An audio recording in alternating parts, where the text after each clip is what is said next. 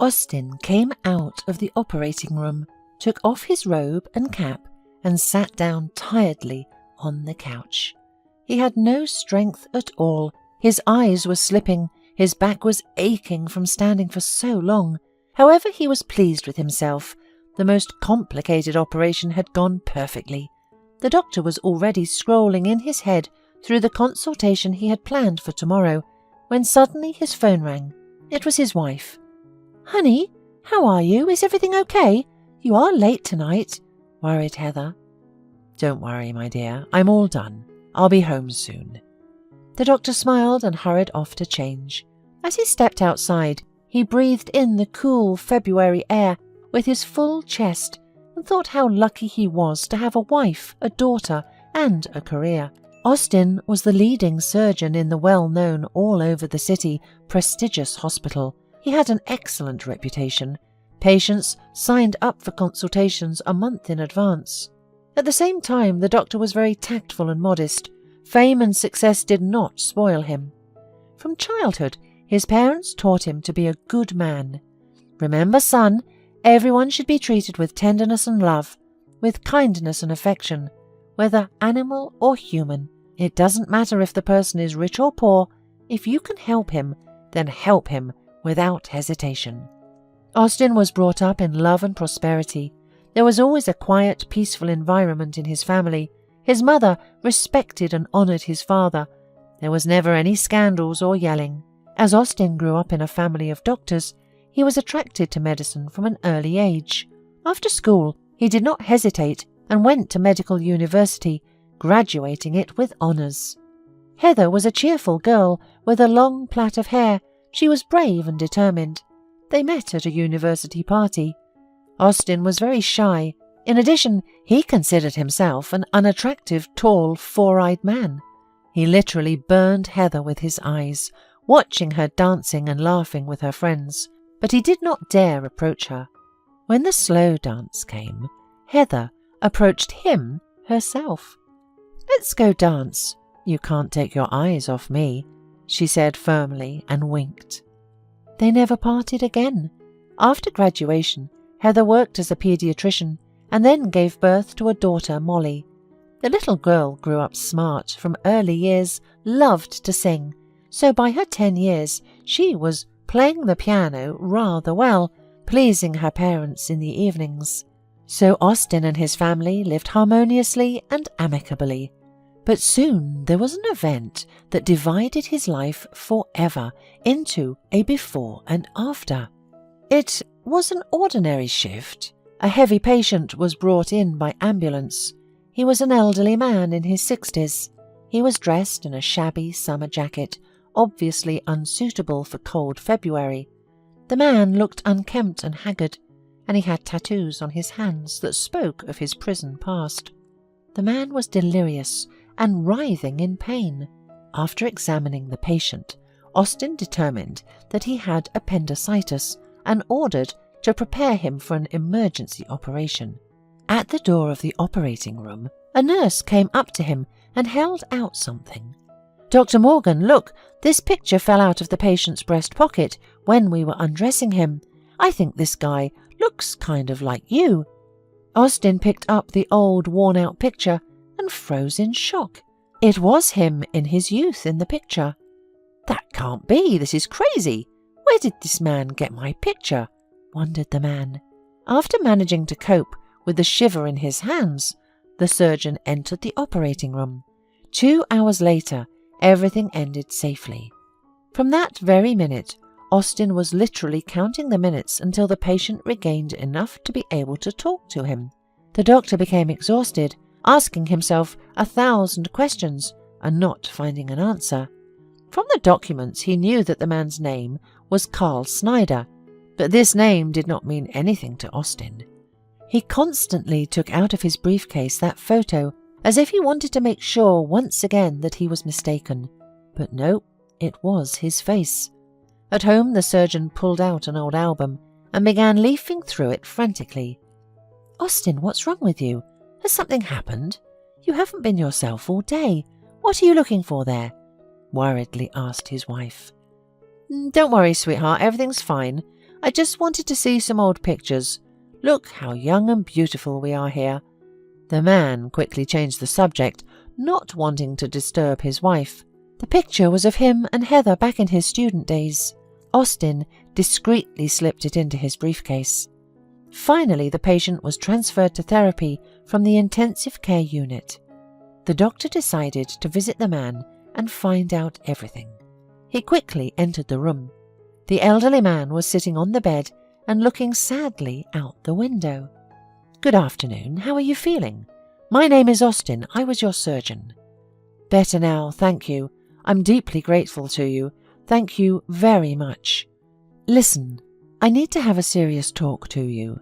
When we took off your jacket before the operation, this photo fell out of your pocket," said Austin, and put it in front of the patient. "Who is this young man?" "Oh, thank God you found it, and I thought I'd lost it forever. Thank you," said the man with a smile and gently stroked the picture. "This is my son, Tommy. He passed away recently. I was just going to order a gravestone for his grave, but I suddenly felt bad." At this point, tears came to the elderly man's eyes. "Okay, but then look at this photo," said Austin, and pulled out his picture with Heather. "How do you explain this?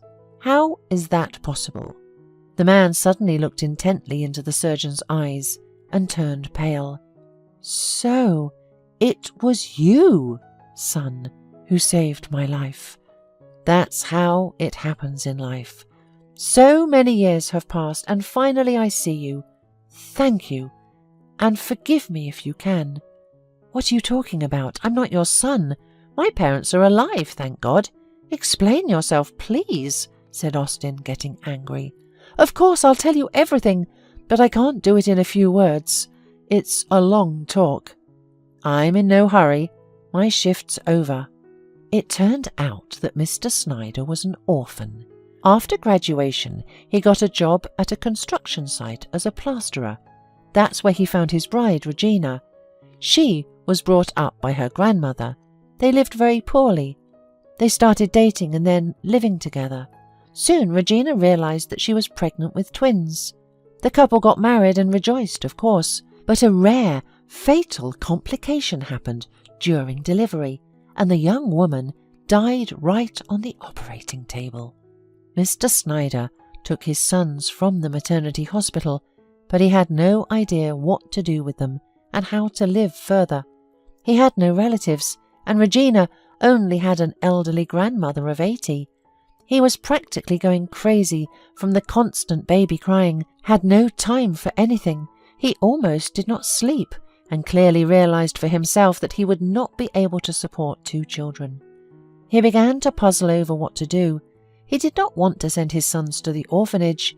He had been through this hell himself and knew how hard it was to live there. It was at this point that his acquaintances told him about a wealthy family of doctors who wished to adopt a baby, but only in a way that no one would know. In those days, nobody knew about surrogacy. Dr. Snyder grasped his chance like a straw. The family was good and well-to-do. It would be better for the son than fighting in an orphanage for a piece of bread. And money wouldn't hurt. At least it would help to raise a second son. Though the little boys were twins, Tom was stronger, while Austin was skinny, tiny, cried without a pause, and ate badly. So Mr. Snyder decided to give Austin to them. He certainly would not be able to put him on his feet. Mr. Snyder promised not to make inquiries about his child, not to look for him, and in general to forget about his existence. Then the man was given a fake document that his deceased wife had only 1 child and a large sum of money. Mr. Snyder heard nothing more about either little Austin or his adoptive parents. He promised to leave, so he packed up his small belongings, took his son, and moved to a neighbouring town. Mr. Snyder raised Tom as best he could, taking on any part-time jobs.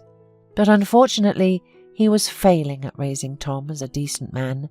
Apparently it happened because of his constant absence for jobs. In general, since childhood, Tom was a troublemaker. He would break a window at school or get F grades. After school, he got mixed up with the local gang and did not want to work. One day, he and his friends stole a motorcycle. Tom was facing a serious prison term, so Mr. Snyder decided to take his blame, so as not to ruin his son's fate by going to jail. He went to prison for 3 years, thinking that his son would appreciate what he had done and would start a new life. But no, Tom continued to be friends with suspicious individuals, and recently he was hit by a car and died. I'm happy for you, son. You're obviously a clever and good man, since you've got such a job and you're saving people. So maybe it was for the best, finished Mr. Snyder, his sad tale. Austin was in shock.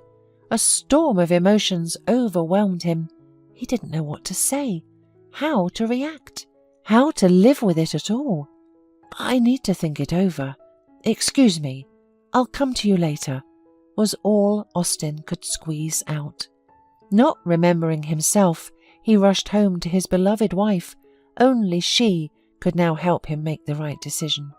Austin excitedly and confusedly told Heather everything. Can you imagine? Why didn't anyone tell me anything before? All my life my parents kept quiet, and I couldn't understand why I was nothing like them, and they kept telling me that I looked like my grandfather. What a cynicism! And this Mr. Snyder is no better than them. He told his son and did not remember about me all his life. With each word, Austin grew angrier and angrier. Heather went to the cupboard, took out the cognac, poured it into a shot glass and handed it to her husband. So, here's the deal, my dear. Everything you just said is emotion. So now you will drink it, take a hot bath and go to sleep. And in the morning, with a clear head, we'll talk. Austin listened to his wise wife, and so he did. In the morning, the couple continued their conversation. Well, now listen to what I think. Don't accuse anyone of anything, and don't you dare tell your parents anything. It would be a terrible pain for them. Look, they have nurtured you all these years, brought you up decently, educated you. You are their pride and support. What is their fault? Now imagine if you'd stayed with your own father. What would you have become? What could he give you? So thank fate that things turned out this way and nothing else. That's my opinion. But I will support you in any case, said Heather, and kissed her husband on the cheek. Austin thought about his wife's words. Indeed, God only knows what Mr. Snyder went through, giving me up forever to a strange family, and knowing that he would never see me again. It is also a kind of courage to keep a promise, and not once come close, and not to know how your son is. It is obvious that he is not a bad person. It's just that his fate was so unfortunate, and I should bow down to my parents for a happy, untroubled childhood. After careful consideration, Austin made a decision, and his heart immediately felt better. After buying all sorts of goodies and normal clothes on the way to work, Austin visited Mr. Snyder. He sat down next to him and said, "Father, I'm sorry I reacted that way yesterday. I had to come to terms with that news. I want to thank you, even though you didn't raise me. But without you and Mum, I wouldn't be in this world. I am not offended by you. Let me hug you," said Austin, and hugged the elderly man tightly. Mr. Snyder cried, unable to contain his emotions. After all, he had never hoped he would ever meet his Austin again. "Dad, don't worry about anything. I'll help you. I'll introduce you to your granddaughter and my wife when you're discharged. You're not alone now. You've got family next to you. My parents who brought me up are as dear to me as you are. I will never leave them. Do you understand?" "Yes, of course, son, I understand. I am ready to bow down to these people myself, because they raised such a great man," said the elderly man, and he wept again. After discharge, the first thing Austin and Mr. Snyder did was they went and ordered a nice gravestone for Tom and his mother, who never got to see her children. After a while, Austin decided to invite Mr. Snyder to his home. Upon entering the apartment, the elderly man was noticeably nervous and shy, but the wise Heather took everything into her own hands. "Well, Mr. Snyder, come on in. Don't be shy. Molly, come and get acquainted. Here's your grandpa, Carl." The little girl looked at the man inquisitively. "Hi, Mom, I already have 2 grandfathers," she asked incomprehensively. "Well, you see how lucky you are. All your friends have 1, maximum 2 grandfathers, and you have 3. Everyone will be jealous," laughed Heather. "It's really great. Grandpa, do you want me to play the piano? I already know 10 compositions," said the child with a smile. "Of course, little girl," said the elderly man. The evening passed very warmly and cordially. As Mr. Snyder said goodbye, he couldn't hold back his tears. "Thank you for inviting me.